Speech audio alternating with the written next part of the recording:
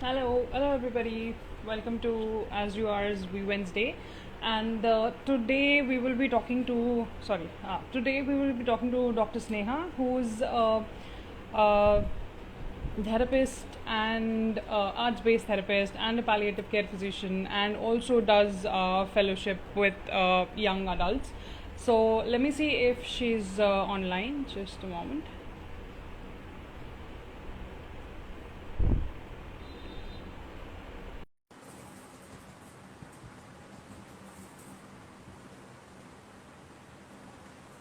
So like I was saying, she's an art-based therapist. Hi. Hi. Hello. Hi. Oh, one thing I forgot to mention. She's also my partner. So I was just giving a introduction. So let me do that again. So this is Dr. Sneha.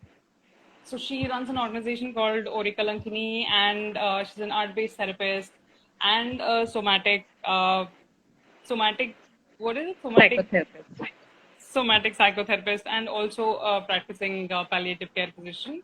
Uh, did I miss out anything in the introduction that you would want to add? No, that I'm a bisexual person and I also make All soaps. right, right. So, um, do we straight go away into the questions, or would you want to talk about yourself or add anything that? No, I think we can go right to the question. ठीक है. It's our first live together, like where either Yeah, of that's us are true. interviewing the other. That's true. That's true. Yeah, so getting into palliative care, would you first probably need to explain what is palliative care and why do you think there is a need to have conversations in like about gender or identity in either spaces actually? Okay, so palliative care usually is associated with end of life care. If I had to define it, it's active total care of the person and the family who is suffering from chronic illness. And it takes care of total pain. So not only the physical pain where we dispense morphine and other opioids, we also take care of the psychological pain, the social pain, and the spiritual pain that comes with chronic illnesses, especially cancer. It started off in India with cancer care. So we do pain and symptom management mostly as a Right, physician. right. So what do you think is the need Right. to have conversation about queer identities when it comes to palliative care? Palliative care is just giving medicine. What is the need for talking about identity? Yeah. I think I'll start off with why we need to have conversations about death and dying, and in chronic illnesses in the queer community. So it's not that queer people don't get cancer. It's not that queer people don't suffer from long-term illnesses. Um, but I do find there are less conversations about this aspect of healthcare. So when there is long-term care needed, chronic diseases are in question, or when we are at the end of our lives, especially as queer individuals, most of the people I speak to in my capacity as a therapist, I do find the main worry is that, okay, I don't have a partner. I might end up alone. What's going to happen to me later? And these are the Right. questions that are so relevant and so prevalent. I somewhere feel we're not having the conversation about, okay, what does an old age home for which is queer affirmative look like? So, not that we won't get old. So, I think somewhere along with the celebration, we also need to incorporate conversations about chronic illnesses and death and dying also. So that's where how palliative care and the conversations about palliative care are relevant to the queer community. Now Right. coming the other way around, how why do queer people, like why does palliative care need to focus on queer people and their needs?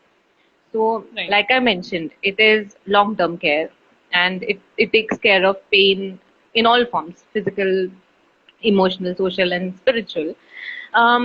As queer individuals, one, we are estranged from family, we are more likely to be alone. So, then palliative care, at least state sanctioned palliative care, which is Hmm. given, it becomes more important for us than someone Hmm. say who's in a heteronormative world has this whole family system supporting them. So that's why Right. palliative care has to take care that queer individuals are and their needs are taken into account. Another Hmm. issue might be for trans folks, non-binary folks. I have seen this in queer death cafes, which I'll talk about maybe sometime in this interview. That okay, after I die, how is my burial going to be? Am I going to be put again into the birth sex assigned at birth?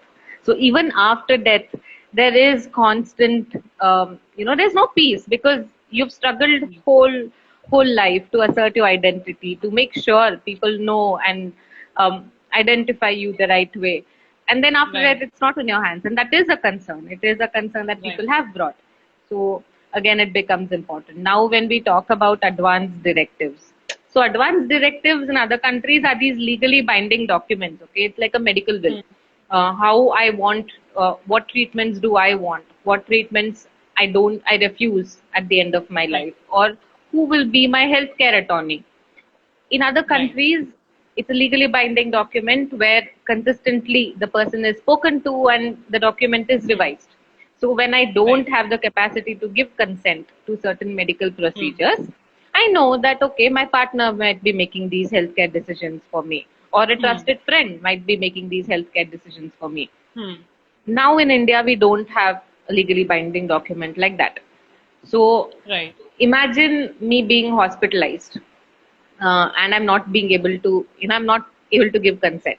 So, Right. will my partner, that is you, will you be given all the medical information with as much respect, with as much detail, um, vis-a-vis if a heterosexual man was there as my partner? Hmm. So, medical Hmm. community recognizing that families are different in queer individuals.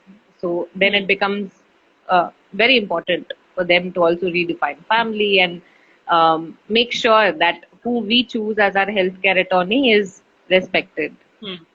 These are just a So, few things that off my mind. Yeah, so is there, like, although it is not legally recognized, I suppose, in the country, advanced directives, I mean, if somebody has the privilege to get access to the lawyer, can they get it done? Is I in India? think again, I think the better way would be to keep, if I know that I'm suffering from a chronic illness, then if I Hmm. have privilege, then um, it's better to go the route where I pull in my doctor and make sure I communicate consistently and, Hmm. you know, and telling my family members again, if I have a good Right. relationship with them and all that, and, and communicating my needs to my chosen family and my natal family together. Right. Because even if you get a lawyer and get a document, it's not legally binding. So better to go Right. the social route where I take everybody Right. into confidence and make sure that this is like my wishes are respected Hmm. when I can't give consent. Right. Right. Thank you for that. And somebody in the comments had said, "Can we raise queries here?" Yes, please. If you have questions, you can just type it in the chat, and we'll take it as they come. And yeah, we're going to talk about. My next question is around the death cafes that you do. Um, Generally, the conversations around whether it's death or dying or end of life care is hard, even in like a neurotypical cishet group of people. How do you, like, what mediums have been effective? Oh, sorry, what mediums have been effective? What were the ways that you were able to effectively have these conversations? Okay, I'll start off by saying why death cafes and how they came into being. So I was researching on what is a good death for people in general. Hmm. And then I saw a lot of resistance from my department itself. That time I was in Hmm. Hyderabad, MNJ Institute of Oncology. They were like, oh, why are you obsessed with death? And then I realized that it is a social phenomenon that, Hmm. reluctance to talk about death even among the palliative physicians itself. So then I looked Hmm. up online and saw, okay, how are the other researchers finding out? So one I Hmm. saw was dinner over death. Another was death cafes. So death cafes seem feasible for me. Death cafes are just open spaces and they're always Hmm. not chargeable. So they're open spaces where strangers come and talk about death, dying. So it's not a therapy, but it can be therapeutic. I've had like about 27, 28 death cafes before the COVID hit in different parts of the country, and no death Yeah. cafe has gone, like, it's not happened that I've announced a death cafe and one person didn't show up. It was Right. always, there was a no show, never. So, that means the Right. need for talking about death and dying is there. And all conversations were not, sad. Sometimes we spoke about how morbid we were and how we needed an outlet to talk about death and dying.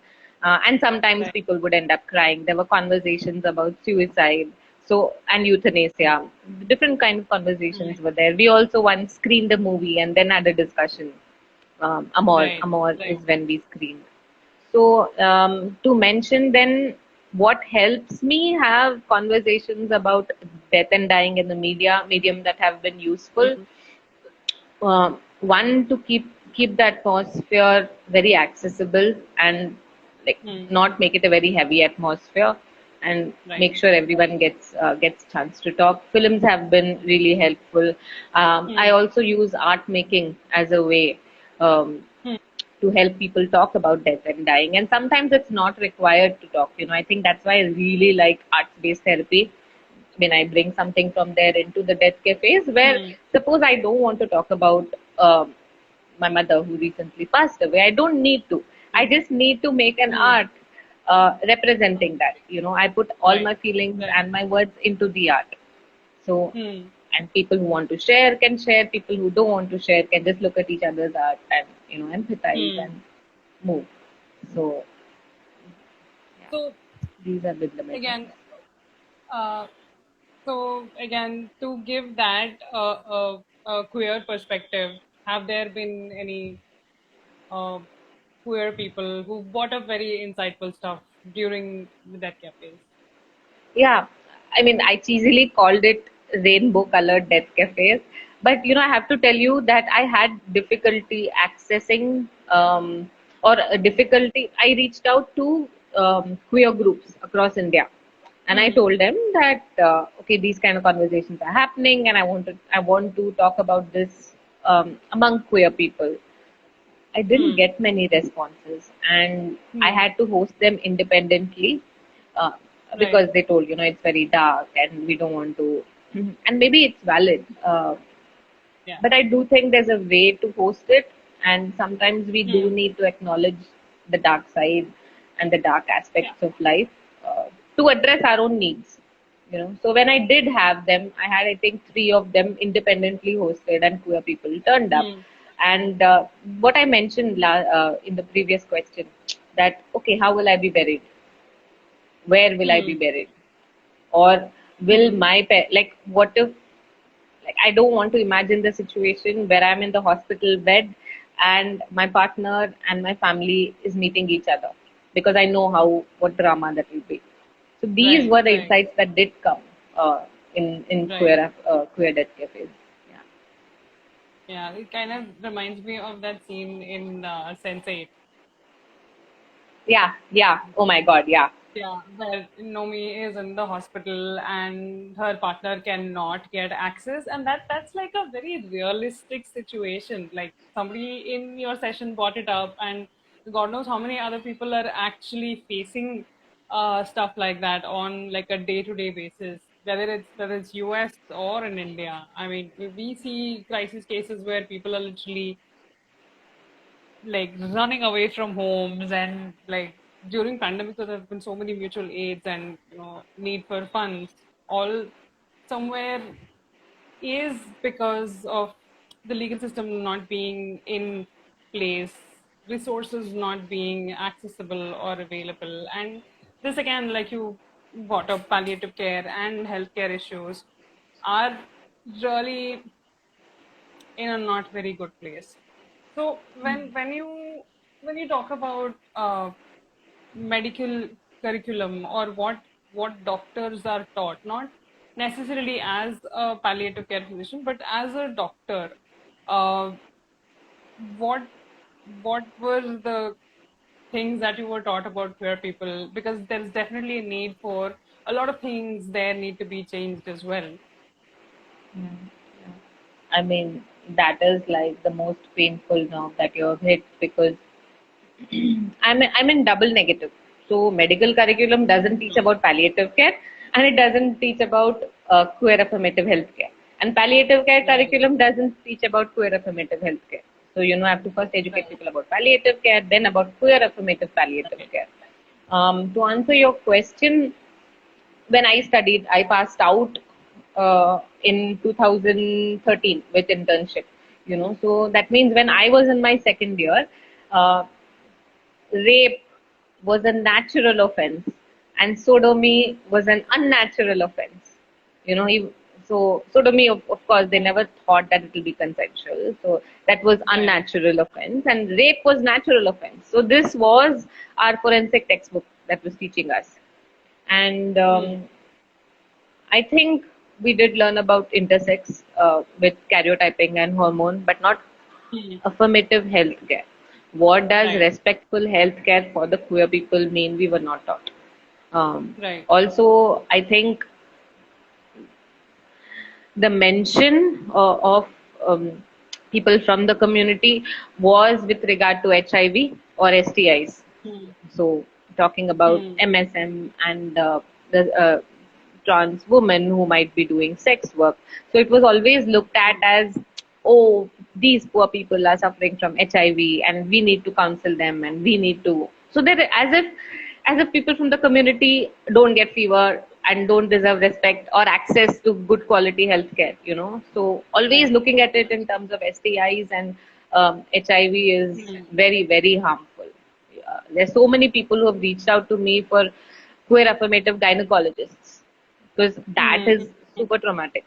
And It's I always. don't have I don't have people that I know of and I trust that I can refer to people, and that's the saddest part, right? So yeah, Right. I Being mean a there are doctor, lists, I but would. Yeah. yeah, Yeah. Again, I mean, I would like. For some reason, I'm like, huh, doctor hai to, you're like, you will have a network, you will have somebody who's queer affirmative. But yeah, I mean, I imagine in usually. the network I don't have somebody queer affirmative, and not that I have met them and I can vouch for them because it's my responsibility, right? If I refer a doctor, somebody is putting themselves uh, you know in front of another person. I don't want them to be hurt, so it's Yeah. more, yeah. True. I mean, I usually refer to online lists or I ask in my circles, but yeah, I completely agree. It's hard, especially like at least in metros, you'll be able to find one or two people through your Yeah, network. But when it comes to tier two, tier three cities, you're like, what queer affirmative is literally what it will yeah. be. Yeah. Yeah. And one more So, thing I wanted to add, like hmm, my previous organization, now I've moved from hmm, full-time job to a consulting job in palliative care. So my previous organization, I wanted to take a module on inclusion in palliative care. So that hmm, has very practical strategies where healthcare professionals can ensure health equity. That right, everybody is given equal access to healthcare. right, And then they asked me to tell the contents of the workshop, and I told them hmm, that it is about hmm, health equity, and then it talks about right, religion, caste, and then sexual gender and sexual minorities and our needs. So the hmm, immediate response was no, we can't have it. And this is a 25-year-old organization in the national capital region, and they right, say that no, it's not okay. And I'm just thinking that I've been taking this module in the hmm, fellowship of St. Christopher's Hospice, UK. That's like very leading hospice in the world, you can say, because they initiated palliative care and made it popular. Yeah, the modern palliative care. Initially, right, Ashoka, King Ashoka, and all, we had our own systems of palliative care in India.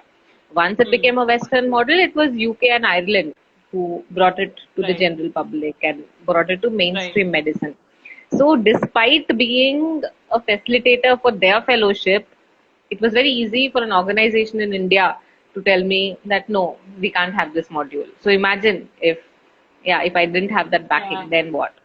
Yeah, Yeah. I mean, denying the existence, yeah, is not very helpful for the people. So, I think it's somebody you know, somebody saying hi, and then we have a Hi. comment which said, "Thank you so much for this interview. It definitely is something which gives me anxiety, even though I have great family support. I know I'll look after my parents in old age, but is uncertain for me." So yeah, this is what you were talking about. Sorry, go ahead. Huh. Okay, I wanted to add one more thing. Sure.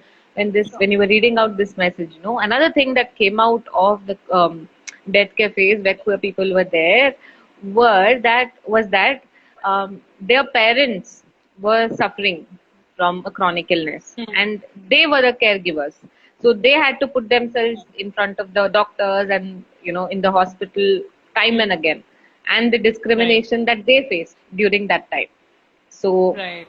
that is also a reality, constantly being questioned, looked at suspiciously, or not being given respect. And you have to do it. You can't say, okay, I won't go to the hospitals anymore. So Yeah. that Yeah. is also something we need to be, which we need to address. And maybe this is not so dark and morbid. When we think about our parents and how Hmm. will we be able to be good caregivers. And how will we be able to navigate spaces which are not queer affirmative. These Right. conversations need to also be had in queer community. And second Yeah. thing I wanted to talk about was disenfranchised grief. So grief that is not validated. So Hmm. because there, first of all, grief anyway is not validated enough. We try to buckle up and we try to move ahead. We try to move on, quote unquote. When it comes to queer people, we have a lot of incidents of disenfranchised grief, wherein my grief is not even thought of as grief because we don't have a legal status where we can be married to our partners. Suppose something happens to you or me, we won't have the social support system which helps me through this grieving process. Because anyway, she was a girlfriend, right? And what does girlfriend Yeah. even mean? Yeah. So It's just a yeah, phase. that's a Yeah. big hole. We are just very, very good Yeah. close friends. So Best friends. Yay. yeah, So, moving on to the next question, you were talking about your fellowships earlier in the conversation. So, I wanted to ask, in your fellowships, when you uh, work with young adults between, if I remember it right, 13 to 16, and yeah. this I would say is probably a very prime age where a lot of people figure out whether it's mental health issues or gender or sexuality. How easy or hard were these conversations, whether it's about end of life, or whether it's about gender, or whether it's about mental health? What were the insights from that side of the age band? One thing good, I think, or which makes it easy for me is that uh, we have two fellowships. One, like you rightly said, teen fellowships, 13 to 17, Hmm. and then another is adult fellowships. And because we at Orikalankini look at menstruation in an intersectional lens, so we have Right. facilitators who come and talk about mental health. They talk about gender, sexuality. They talk about Hmm. caste. Um, Hmm. So, and our sessions are mostly reverse classroom style, where we give the resources first, which might be a video, an article, or a podcast Hmm. that they need to listen to, and then they come back to interact with the facilitator with questions. So, facilitator doesn't Right. come and hold a session as much as many, it also that sometimes happens, but most of the times Right. it's reverse classroom style. So, Right. in our teen fellowship, we had two non-binary people, two non-binary Hmm. teens who came, and Nice. um, so it was good to for them to express about their mental health concern, or for other Hmm. fellows to learn how to Right. use proper pronouns, to respect that Right. person's identity and skill. So Right. that way, peer learning also makes it easy, because you Hmm. see that one fellow is standing up for the other fellow when someone misgenders them. So there was one Right. facilitator who misgendered, and then the other person was like, "Ma'am, sorry, but it is they them." Pronouns. So Yeah. that Yeah. is so heartwarming to see. Yeah. And because these facilitators are experts in their field, then what Hmm. happens is it becomes like, oh, I'm meeting this person and I'm going to, ask everything, and this person understands me. So we had sessions Right. like you said, on mental health. We had sessions on gender and sexuality. We called Nazaria from New Delhi to be the resource person. We also had one topic where we spoke about ethics in relationships. So they did Right. speak about polyamory and non-monogamy, and also ethics in monogamy. So when it comes Right. to the time division, doesn't mean, and it's really nice that I mean, I'm telling it's my fellowship, and I'm only telling it's nice, but I really wish I had that when I was younger, because imagine there's somebody to break these stereotypes what Bollywood and movies in general give about how a love relationship needs to look at Yeah. look be. Yeah, I'm fumbling. No, I mean, I see what you're saying. I mean, access to so many things at that age. I mean, Yeah, even at this point, fellowships like this, I'm assuming is probably like 0.1% of the people who have access to internet actually get yeah, to have the time or even do, right? Like so many things, whether it's mental health or gender and sexuality or the privilege or validating their identity, a lot of things can yeah, be spoken about, and that happening in peer spaces where you're learning from your peers is so much more, um I don't think effective, but effective is probably not the right word, but it's definitely a better way than you learning from a person in authority, and you're like there's that learning because of fear also, versus when you're in a peer space, it's not like that. So yeah. It's yep, very but it's engaging, and end of the day, it's effective. Turns out to be effective only, uh, yeah, yeah. because I mean, yeah, you're learning from each other. Sorry. yeah, I was looking for a better word than effective, because effective just seemed too simple. But has there been like a challenging situation around one of these topics when you're working with teens?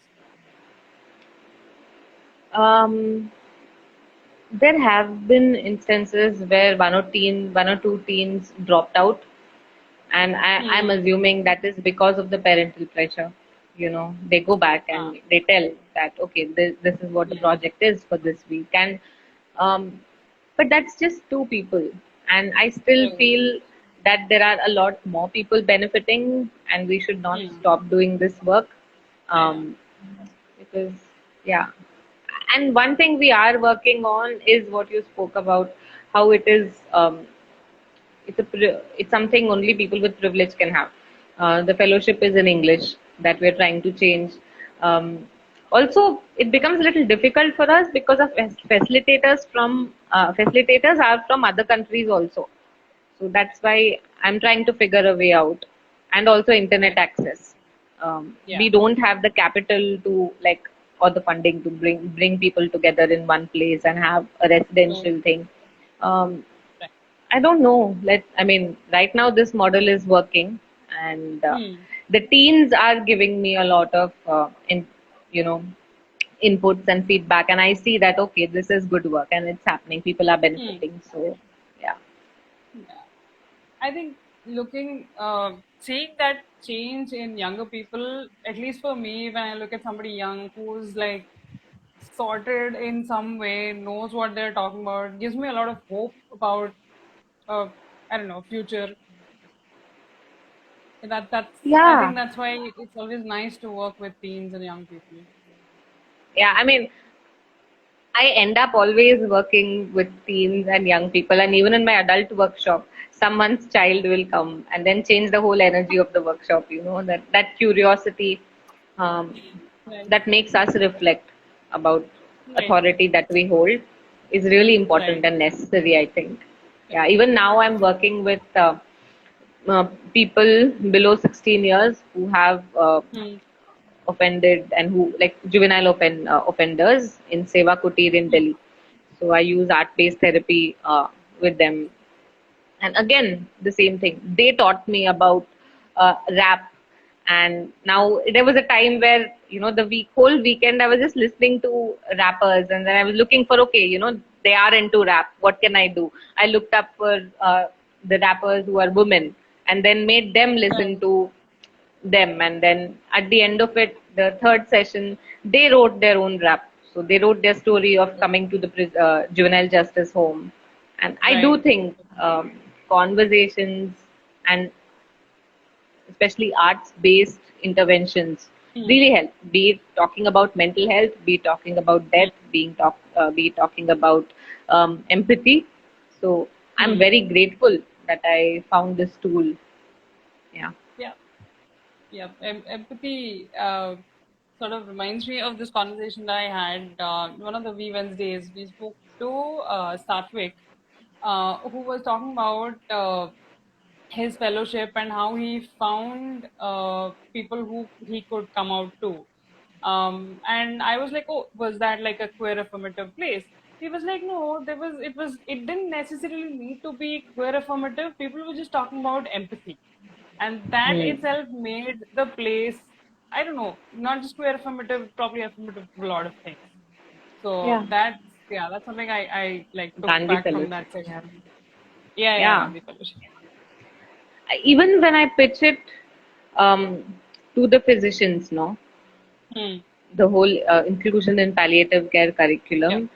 First, it's sad, but I have to defend that why we need to make palliative care inclusive. And in my defense, I do have a flow chart, and I just mentioned that we are not doing anything great. We are just practicing Right. medical ethics itself: autonomy, beneficence, non-maleficence, social justice. Right. These four ethical principles itself makes it queer affirmative.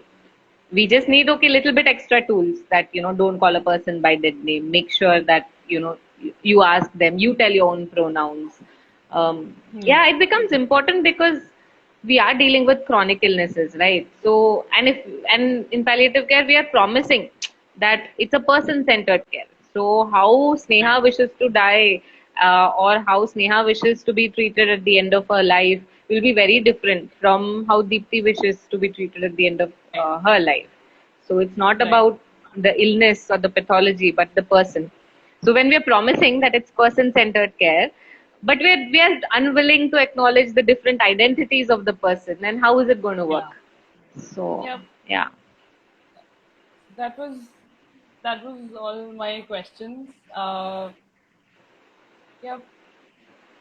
That's about it. We spoke a thank lot you. about.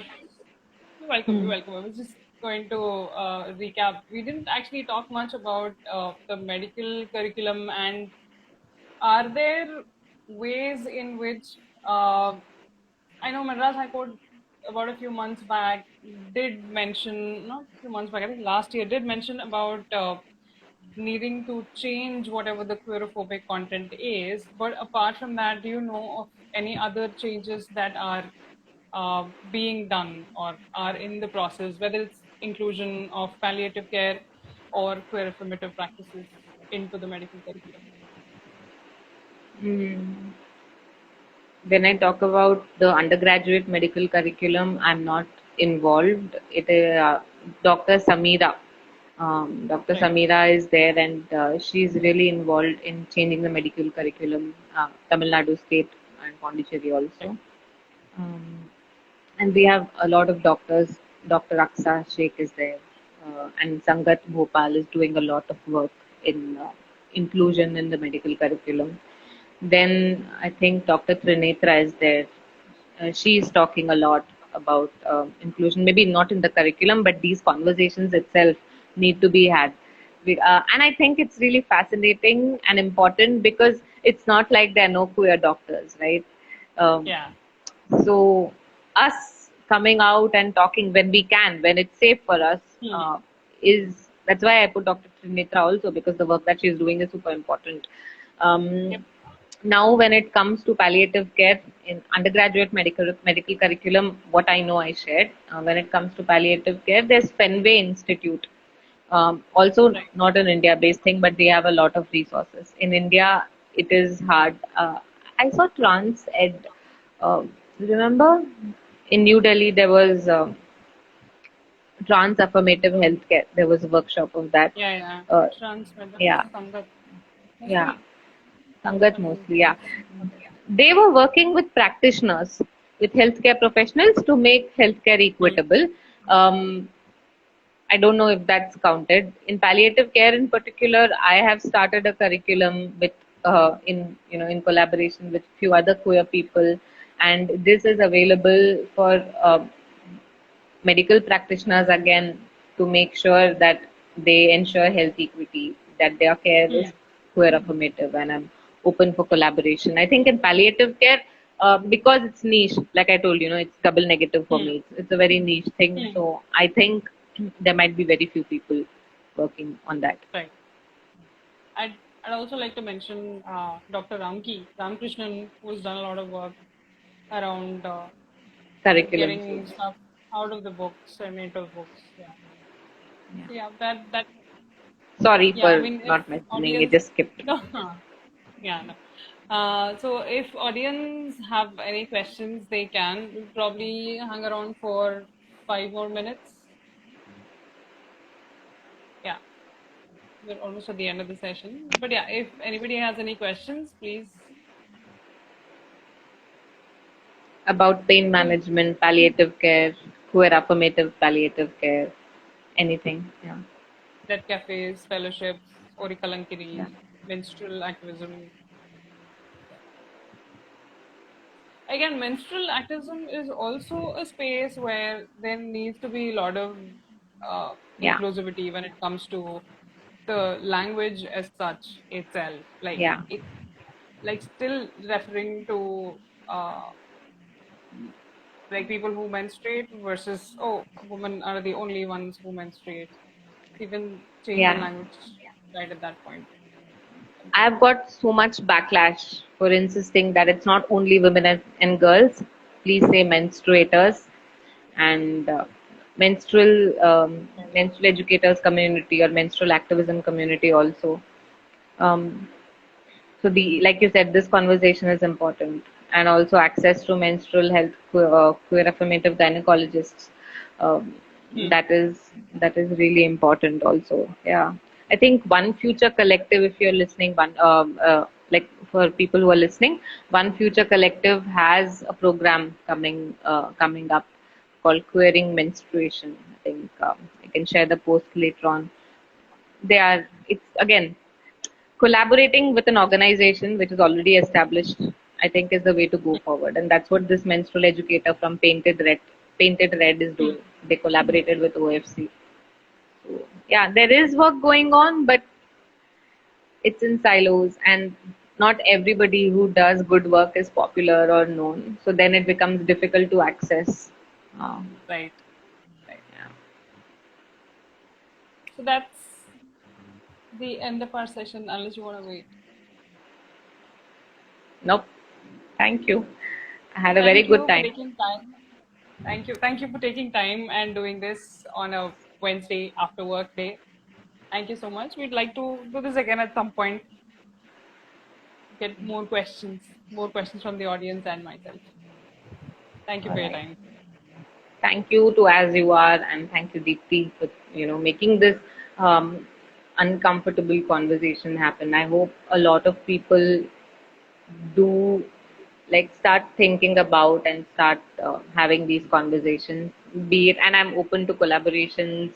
Um, be it a death cafe that you want to host for your collective, or you want to take it through zine making.